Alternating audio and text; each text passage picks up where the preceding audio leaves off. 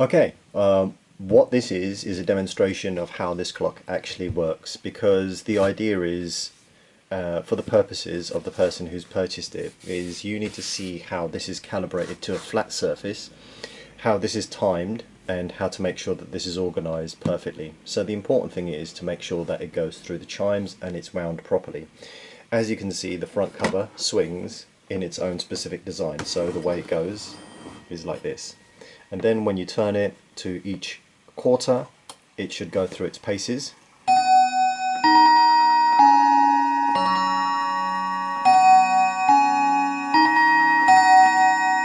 So that's the half past marker.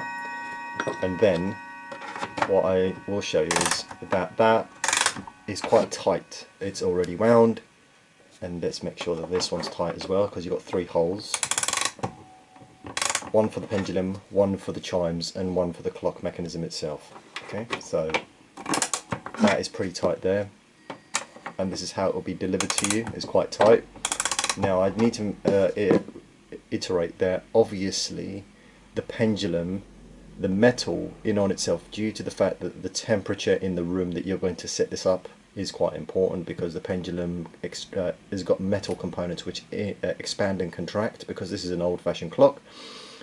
Apologies if you already know this, but the important thing is to make sure that when it goes through the paces that it actually is at the right time, so it's wound properly. And I need to show you how to actually make sure that the pendulum is set up for a flat surface, or a surface that you want to set up on. This desk is not flat. I know it's not, because if I was to move it around and so on, so I'm going to move it around to the back and then calibrate it for that position. So you need to make sure that you keep an eye on the surface that it's on and how to do this. So for example, let's go through the whole paces of the clock. So you've heard the half past marker. Now we're going to hear the quarter past. Quarter to, sorry.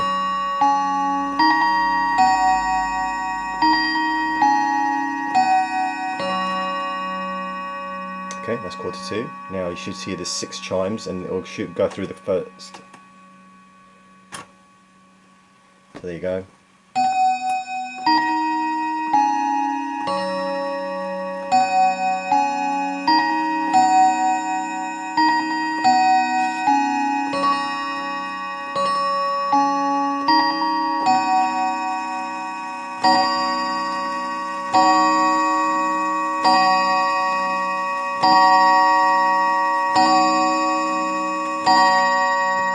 So that's 6 o'clock right there. Okay. Now if you don't want it to chime, you've got the switch here, which is chime and non-chime, obviously silent. So if I was to bring it down to that, it won't go. But if you were to then go through the quarter, nothing happens. If you were to go to the half past, nothing happens. Yeah. And then you realize that if you wanted the chimes back on, you've already set it up for the quarter. So because that was the next one that was going to go through, but it thinks it's set at the quarter when the chimes come back on. So here we go, up to the top.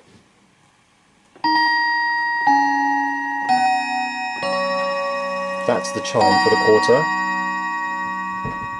Okay, now what you have to do is then take it through its paces to the half past, because that's where it is at the moment. So down and then up again.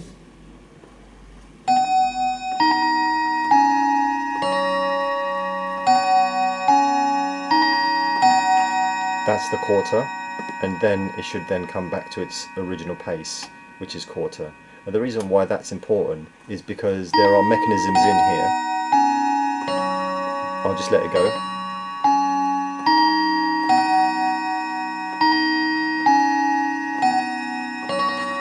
That's the quarter to marker, because the reason why it's important to actually make sure that this is used to catch up with the actual quarter, with the minute hand, is it needs to know where it is, and then when it gets, there are mechanisms that work out where it is on the hour, so it goes through the whole pace and then chimes 7 when it gets to 7. And that's why you have to do it this way, is if you put it to silent and you don't want it to chime anymore, you have to work out where the hand is first and make sure that this mechanism, up, down, first quarter, up, down, second quarter, up, down, third quarter, so it just basically lets it go through the mechanism. Yeah, and it feels like the clock is not working, but it is 100% working. And now what we're going to do is we're going to make sure that the calibration of the ticking occurs. So I'll bring the camera closer so you can see inside. Okay, so that there is how to do the winding, how to do the hours and the silence. Now the next bit is to make sure it's calibrated to a flat surface. Okay, so let me quickly turn it around. Okay, so the back end of the mechanism, and I'll bring it closer in, hopefully you're able to actually see inside, so I'll bring it out a little bit and bring the camera closer too. Let me see if I can get the light in there. Okie dokie. So, going into the actual clock mechanism itself, this is how it's set up. The clock mechanism itself, this weight thinks it's on the last place it was positioned. And inside the mechanism itself here, there are two handles, one in front of the other. So where it is you've got the lead mechanism there, and then you've got the back end there, and I'll show you a closer look at that. Is inside there, let me just see if I can get close to it. There we go. Inside there you've got two things. One is the bit that holds the pendulum, and the other one that actually works out how to actually drive the clock itself. So what happens is it works out that this is non-centered. So what has always happened with these clocks, any of these clocks, is you have to nudge it to find the center of gravity. So at the moment you can see that the center of gravity is a little bit off. So what I'm going to do is I'm going to put this down and I'm going to show you how to nudge it. So what happens is that this thing here, you push it a little bit to the left where you can feel that there's a little bit of tension, and that you can see it's a little bit off center, more to the right and to the left. So what I'll do is I'll push it to the right, and you can hear the ticking, but this is still off center because I can tell by the way it's ticking slightly off, and it will stop. There we go, see, that just stopped. So what you have to do is then find that little nudge to the left,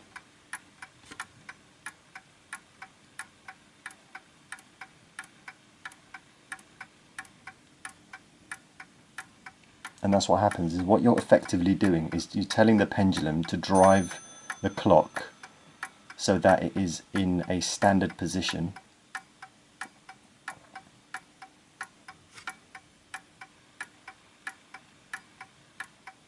Now from my point of view, I think that that's off as well, and at some point it will stop.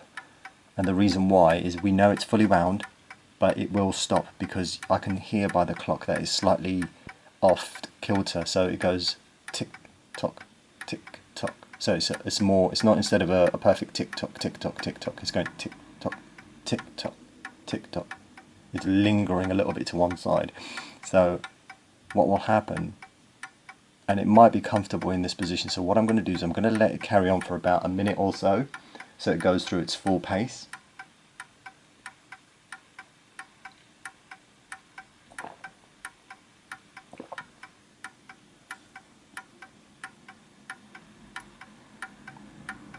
While it's going through this, what I will explain is here is the winding mechanism, and I'll explain to you about barometric pressure. Barometric pressure is the thing that makes the environment that the actual clock is in tick faster or slower naturally, because it's all metal. This is the reason why this winding mechanism exists. This winding mechanism exists because it tells the clock, okay, right, in the summertime when it's hot, when the metal expands, that you can screw it in closer so it catches up, so it's a lot more easier to actually speed up the clock. And then in the winter time, when the metal contracts, you need to speed it up a little bit, because obviously that pole there, that entire pole there, it expands and contracts. So that's the reason why these winding mechanisms have been created on these clocks, is that it will run slow, it will run fast. And what I'm going to do is I'm going to assume that your house is warm, and by the time you go into your house, it will start to expand a little bit, so you might need to tighten it, and that's the way you control the speed of these clocks. We know it's wound, and it seems to be ticking quite nicely now, which is a good sign. And then what we'll do is just basically hear the clock out as well. So I'm going to assume that that's fine. Perfect. Okay.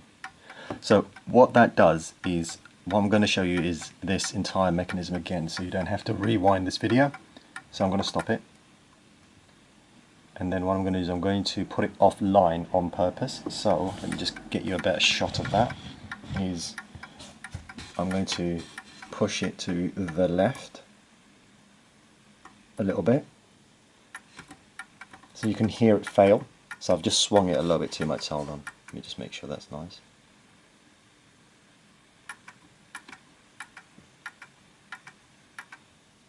So that's off kilter, you can tell. So I'm going to push it to the right to make it back into the center.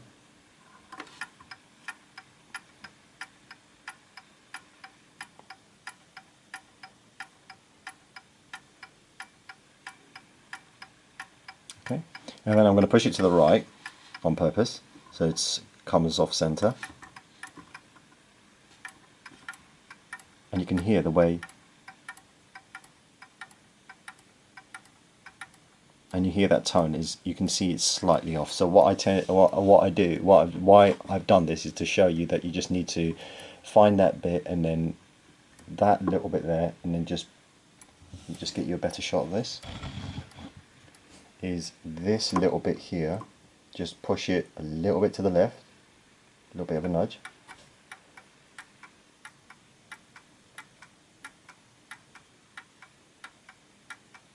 Now this sounds okay, but let's just take it through its paces for a minute.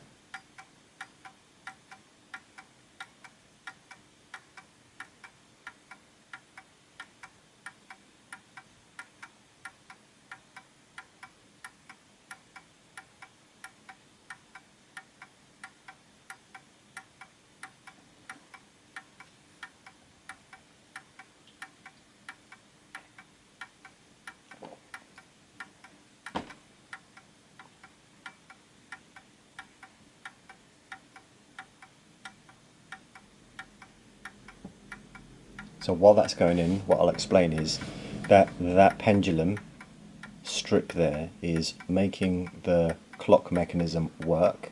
That handle that pendulum is attached to and is pushing left and right has got a cog, and that cog just goes through its paces for a minute, and I needed to just make sure it goes through the whole mechanism just to make sure that nothing's misaligned, so you know that that's working. This is a fully functioning clock. You've heard the chimes, and what I will do is, just for the purposes of this, is I'm going to make sure that you can hear the full chimes. There we go, because I moved it.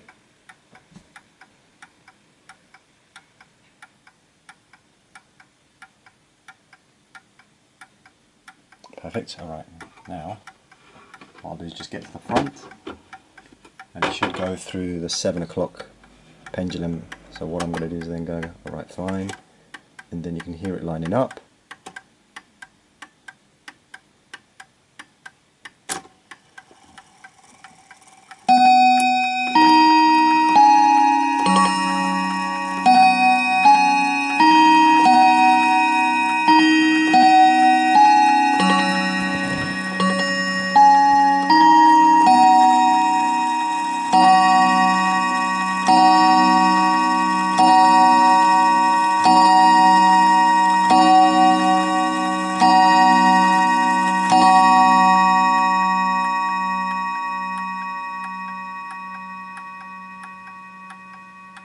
And that's why this video is important, is you need to see that this clock is 100% working, and not only that, that this clock is actually requires a certain amount of calibration before you assume that there's no working parts in it. It is working, the pendulum is there, and what I'm going to do is I'm going to box this up and send it over to you as soon as possible.